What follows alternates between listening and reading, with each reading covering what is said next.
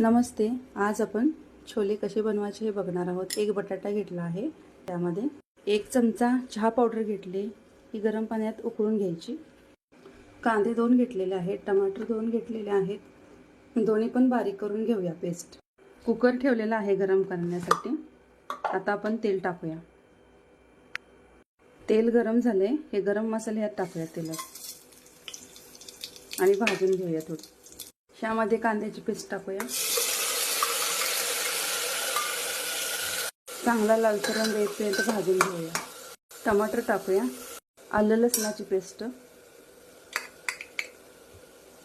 2 मिरची टाकूया. हा छोले मसाला आहे. लाल तिखट पावडर, हळद आणि चवीनुसार मीठ टाकूया. सगळा मसाला तेल सुटेपर्यंत भाजून घेऊया. हे छोले यामध्ये टाकून घेऊया. आणि हा एक बटाटा. आता हे चहा पावडरचं पाणी यामध्ये टाकूया. थोडं टाकायचं. कुकरचं झाकण लावून 3 शिट्ट्या करून. हे बघा, आपले छोले तयार झालेले आहेत. बटाटा पण त्यामध्ये शिजलेला आहे चांगला.